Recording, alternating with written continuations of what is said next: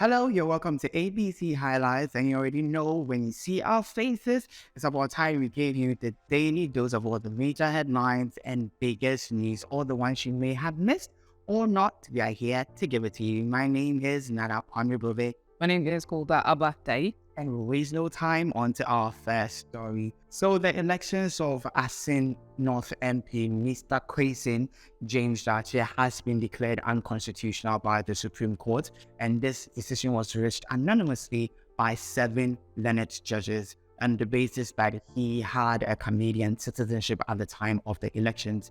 And this Supreme Court's decision follows High Court in Cape Coast decision in July 2021, when he was sued by a citizen for being unqualified to run at the time on the same basis that he had a Canadian citizenship status, and that makes him ineligible to run.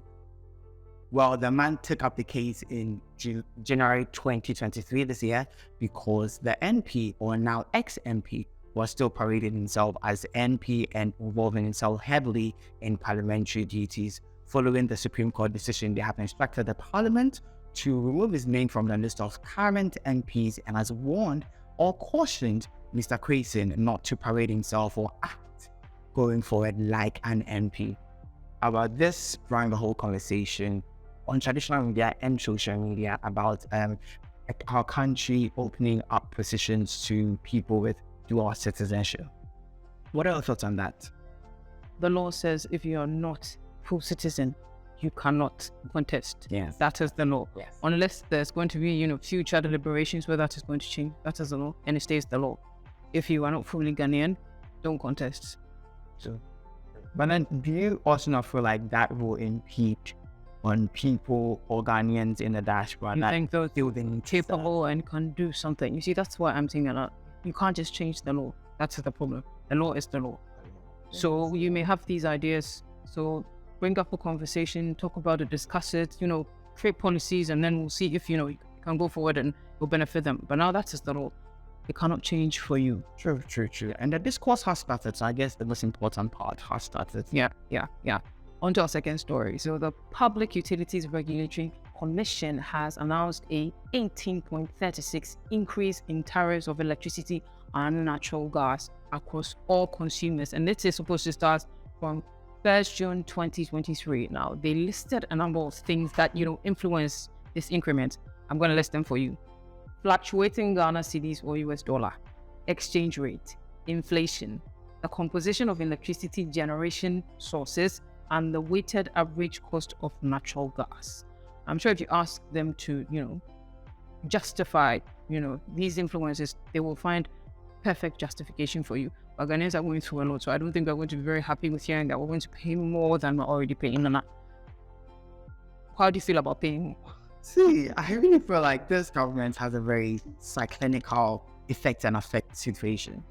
Just on 17th of May this week, we had transportation was almost 10% off.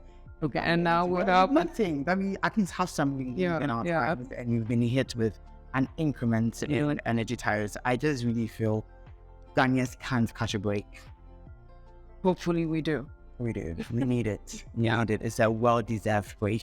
And moving on to our next story. So even before he officially announces his intention to run for the presidential primaries of the New Patriotic Party, current Vice President Dr. Mahmoud Bawumia has seemingly, even though unknowingly, declared intentions that he would be campaigning for the presidency. And this was seen as cars branded with his name and flag brashing details were seen on the streets of Accra, and not just one, not just two, more cars. And people still do not know whether they are owned by him, they are bought by him, they are being financed by a good, real person. We do not know, but it sparked a conversation on social media. Is it tone deaf that the vice president of our nation that is going through some of the most toughest times, or arguably the toughest times we've ever been in as a country, to purchase or be seen aligning with the purchase of that numerous tracks for his campaign? Okay, well, you said 3 things. Yeah. We don't know whether he used just the money, someone funded it. So we can't really come for him. if we're going to argue about the tone deaf, what we can say is that people are going through difficulties right now. So this may not be the time to be exactly, even parading a donation you've gotten. So on that front, I can understand. But we're going to have to find out whether or not it was donated or it was take money. Then, I think you can raise, certain kinds of arguments. True. But then again, do you think this deserves a response from the Vice President's office? I think it does. We are your citizens. Before he vies for presidency, he's still the vice president of this nation. So when your citizens need an answer for something, it's appropriate, exactly, that you give them a response. Hoping we see something from the president of the land. Yes. Now, Anas Aremeyaw Anas, he's on our scenes again, and this time it is again in court after he's had to deal with Mr. Kennedy in Japan. So the Accra High Court has ruled that he has to reveal his identity to the former president of the Ghana Football Association, Mr. Kwesi Nyantakyi, in private. But when he's testifying in court, he can put on the mask. That is what the court has ruled. And Nana, I have two questions. I'm hoping that people who are more knowledgeable in this field can explain to us, the whole situation and, answer these questions for us. My first question is, doesn't it endanger his life to reveal his identity to his, opponent?